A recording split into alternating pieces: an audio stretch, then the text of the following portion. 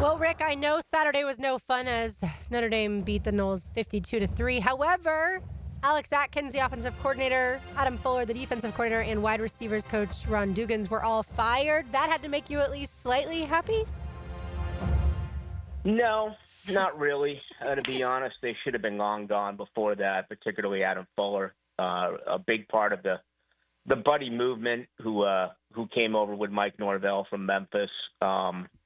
The man is stubborn. He refuses to make in-game changes. We talked about it earlier this year about the Boston College game when they ran it well more than 40 times, where he continued to have his safeties 10, 11 yards off the line of scrimmage. So no in-game adjustments, just poor coaching. And I know it's breathed a little bit of life into the program. Florida State fans, which are just grasping for anything, are like, okay, finally, let's bring some new blood in here, and hopefully it will turn some things around for 2025. But, I mean, this is enormous for Mike Norvell because we don't know what his reputation is as far as the hiring process. So the whole college football world has changed. It used to be, all right, go out and get a guy who's a good coach, who is a fierce recruiter.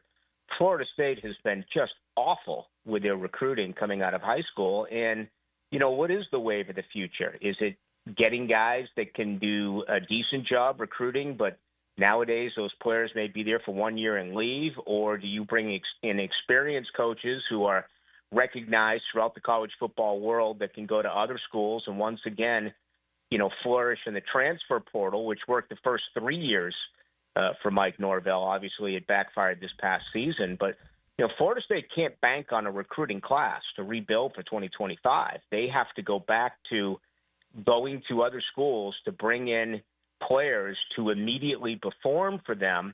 And that means you need coaches who are going to be able to help Mike Norvell go out and be able to pull that off. Rick, it looked like in the beginning a millisecond of time where they were running the ball decently, and then things kind of fell apart. Then Notre Dame's defense able to get 8 sacks during the game, forcing 2 interceptions.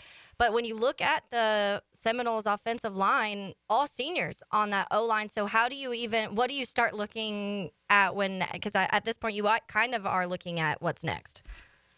Yeah, and that was supposed to be a strength coming in. Florida State had 8 guys with more than 35 starts, which they got from a lot of different schools across the nation. And, you know, you still had Washington and Smith as your left tackle and center, respectively, who, you know, actually were recruited and were at Florida State for their entire careers. That is the biggest disappointment, the fact that Florida State hasn't been able to run the football. That was supposed to be the strength, and then you were hoping that, you know, if they put an extra man in the box, maybe you could make some passes to kind of equate the rushing attack, but it just never really worked out that way. So it's a great opportunity for a kid who's playing somewhere else who, you know, and listen, Florida State still has a tremendous amount to sell. It's a beautiful place. It's an incredible campus. FAMU is there. TCC is there. Plenty of co-eds. It's a great place to go to school with phenomenal weather. You're going to have to go to some places and bring in some kids who have some starts, and we'll see what happens. I mean, when these names came in, they were getting kids from Alabama, getting kids from Auburn, getting kids from other really good schools to be a part of Florida, be a part of this offensive line. With Ferguson at left guard, and it just never worked. So, again, you can't rely on a recruiting class. The younger kids, Armella and some others who was supposed to be, you know, a 5 tackle or a 4-star tackle out of South Florida is now a guard, and he's buried on the depth chart. He hasn't developed. That goes back to Alex Atkins as well. Players never got better. So, yeah, I mean, there are a ton of problems that need to be fixed. And, you know, when you bring in all these new players, the name recognition is one thing, but then you talk about chemistry and you talk about continuity and being able to play together as a team. This isn't pro football where it's their full-time job. There are restrictions within the NCAA as far as practice time, et cetera. And it's tough for it all to work. So it's going to be quite an uphill battle for Mike Norvell and his Florida State Seminoles. You get him every night right here on the Superstation, 6 to 8 p.m. into the night with Rick Ballou. He joins us on the Garber Auto Mall hotline as we do every other week talking Noles. Back to the Alex Atkins firing and recruitment. Let's tie those two things together, Rick. I'm going to read for you. I'm sure you've already seen it. A local product, and Solomon Thomas, the 5-star tackle from Reigns, tweeted out last night, "Not going to lie, y'all messed up firing my coach. With that being said, it's a business at the end of the day. If you're not talking business, I don't want to talk. Go Noles." Mm-hmm.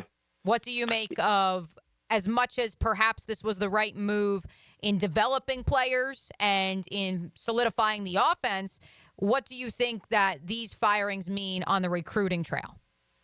It doesn't matter. You had to make the change. I mean, Alex Atkins was a terrible coach. Not only that, he's a liar and a cheater. It cost him the first 3 games this year where he was suspended. And, again, I know we talked about it earlier, Mia. How do you get suspended during an NIL period in the world of college football? Ask Kirk Ferentz. He may know, too. Yeah. I mean, it's absolutely insane. So, listen, I want Solomon Thomas to come to Florida State, but I just mentioned Julian Armella, okay? He was very highly regarded. He's in his 3rd year. He's buried on the depth chart. There's no guarantee that these kids are going to come in and be difference makers. You can't let someone from the outside who's 17 years of age say, this is the way it has to be. He has said all along he's coming. I hope he comes. Now, every year Florida State deals with a 5-star signing day transfer or, decision maker to go elsewhere. Travis Hunter. You look at Bolden, who's starting this year in the secondary for Georgia. He was another signing day flip who left Mike Norvell's stable a year ago. Hopefully Norvell and whoever he is that he's going to decide that he is going to bring on in. This kid wants to go to Florida State for a number of reasons. That's it. The position coach, we get it. There's a relationship there. But hopefully Thomas wants to go to Florida State because he loves the school. He loves the atmosphere there. He loves living or is going to love living in Tallahassee. If not, it's going to become another decommitment, and he'll go elsewhere. Florida State's already dealt with 5 decommitments throughout the course of this year's college football season, so more are going to come. And Florida State fans don't want to hear this, but it's the truth. The days of loyalty and respect and the founding fathers no longer apply. I mean, I was bothered that Ron Dugans lost his job because he was such a blue-collar Seminole. He played on the other side of Peter Warwick, and, he won a national title in '99 when they were undefeated, and he was such a great football player.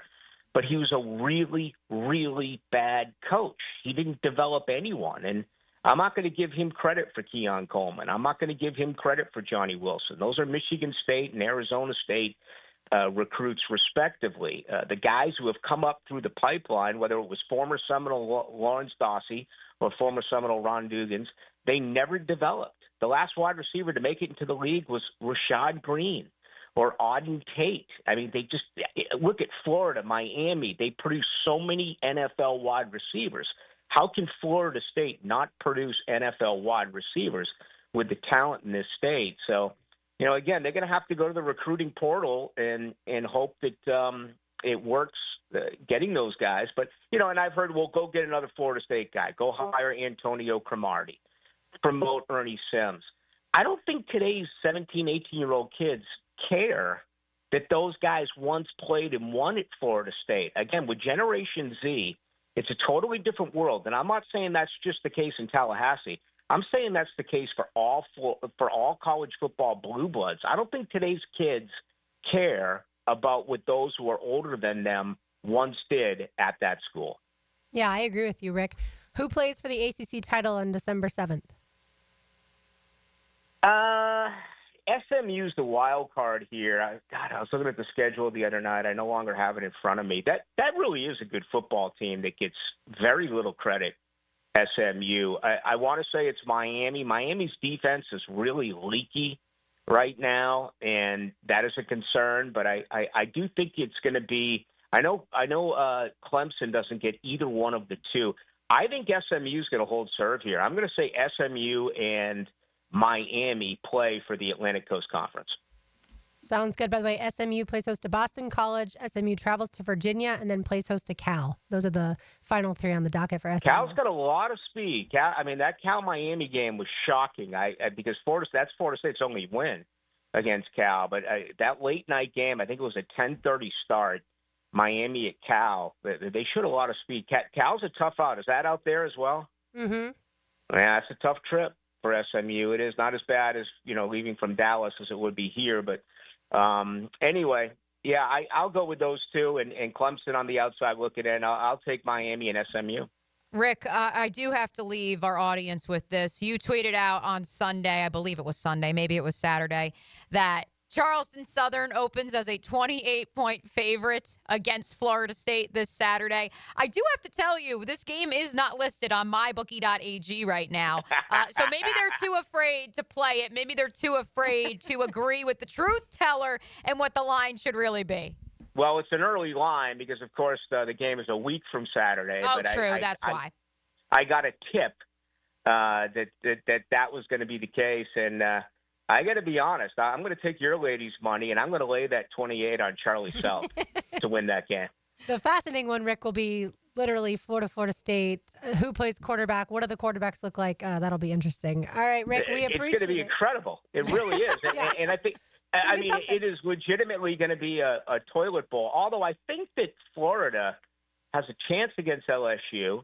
And, we'll see about Mississippi coming off that impressive win. But, the major difference between Florida State and Florida right now, you can say what you want, is that those Florida kids play hard. Yep. They are playing hard for Billy Napier. And you can't say the same thing about the way the Florida State kids are playing right now from Mike Norvell. Over to the Gators page, or if you want some professional football content, check out our 1010XL Jaguars page.